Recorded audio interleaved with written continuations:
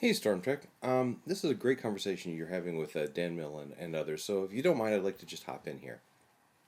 First of all, let me say I completely agree with the principle of interpretation that you've outlined there. You should not interpret the author of the text as being a blathering idiot. Okay, and I've talked about this before in some of my other videos. I call this the principle of charity, right? Or rather, Donald Davidson does, and Quine and others. I have emphasized this. And basically, how it goes is you have to attribute as much truth to someone you're trying to interpret as possible. If you don't do this, the entire process of interpretation completely breaks down. So, yeah, I'd like to second your, just underscore what you said there on that particular principle of interpretation. That having been said, I think that you misinterpret Dan Mill as to what he's doing there. Dan Mill is not interpreting the author of Genesis as an idiot here at all. Okay, in fact, I think he's offering a very subtle and very interesting interpretation. And I'd like to offer my own, or maybe just elaborate on Dan Mill's interpretation here for you, if I could. So, this story happens at the very beginning of the Bible, right? So, putatively, you've just opened up this book called the Bible, and you're starting to read through it to learn about God, right? And this is really the first major story of how God interacts with human beings, right?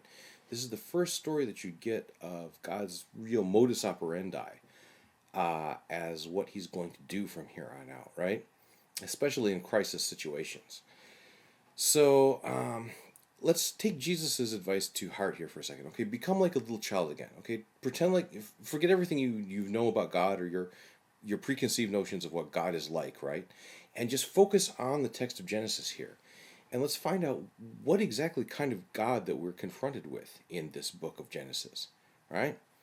So let's walk through the scenes of the story one by one, right? Okay, so we have Eve coming here through the Garden of Eden, right? And she sees this tree that's laden with these juicy, round fruits that are just so delicious, right? Obviously, these fruits are a feminine symbol, right? They're round, they're juicy, they're delicious, they're tempting. And then who else comes on the scene here, right? Well, we have this snaky snake that comes up, right? And the snake is seducing the woman, right? Obviously, the snake here is a phallic symbol, right? This is a so obviously the author of the book of Genesis here, I think, had some real problems with human sexuality. I mean, there's an identification of this attraction between male and female as being identified with something sinful or something evil, something fleshly, right? But that's how it is. The snake is seducing the woman here, right? Now, what does God say is going to happen, and what does the snake say is going to happen? And who's telling the truth about what happens, and who lies about what happens, right? God said that in the day that you eat this fruit, you shall surely die. Okay? God said that. Okay, now did Adam die? No. Adam, in point of fact, if you believe the rest of the Bible, Adam did not die, right? Think about what Jesus said to Lazarus when they said that Lazarus had died. What did he say? Lazarus said he didn't die. He's just sleeping, right? So,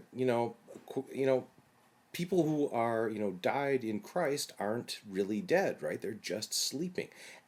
If you believe the rest of the Bible, this book that you're reading here through for the first time, Adam really didn't die. He's just asleep.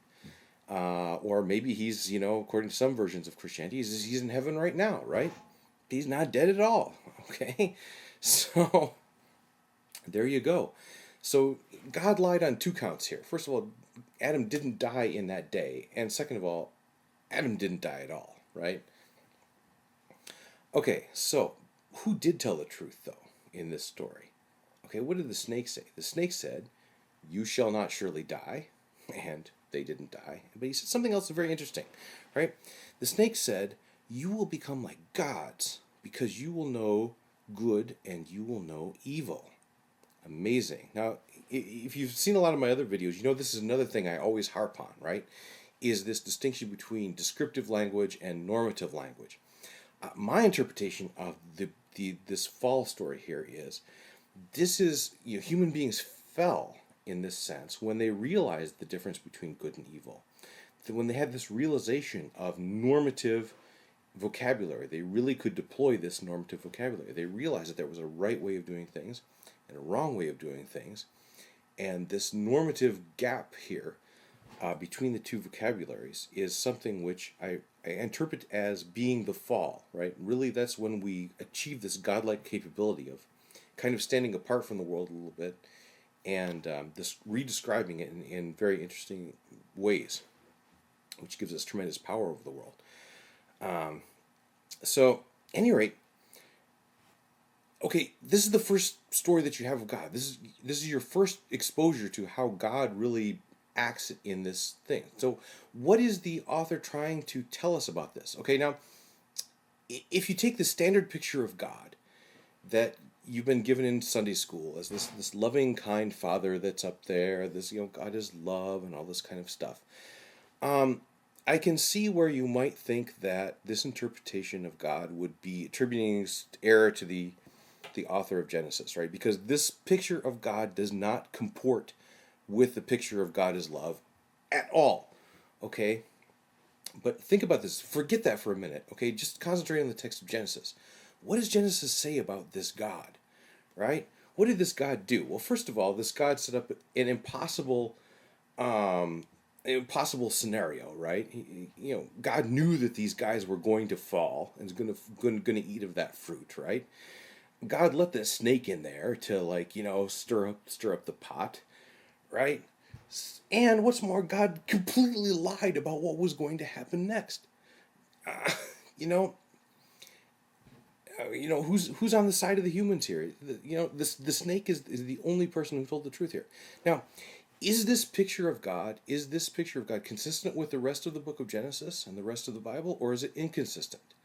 I would argue this picture of God is very consistent. What we have here is we have a God which sets up impossible to reach goals for human beings and requires impossible things for them to do, and then punishes them mercilessly when they fail to live up to these impossible tasks. Now let's just go down the list, right? Okay, we have God wipes out the entire humanity at the flood, right? At the Tower of Babel, God comes down and just confuses everybody, so they're going to be at war with each other for the rest of time. Dude, the binding of Isaac. That's another classic example of where God lied. God said you're going to go up there and sacrifice your son. Okay, God lied about that. God didn't make Abraham sacrifice his son. And what a horrible thing for God to do, right? Um, uh, Jacob wrestling with the angel, right? I like how Philip Carey puts it, right? Jacob goes and wrestles with the angel, and he gets a blessing and he gets a wound, right? And that he says that's a capsule story, a capsule summary of the history of Israel ever since, right? God is blessing them and wounding them, and that's just exactly the kind of God that we have. So I don't think interpreting God as being a liar in the Garden of Eden here is attributing stupidity to the author of Genesis at all.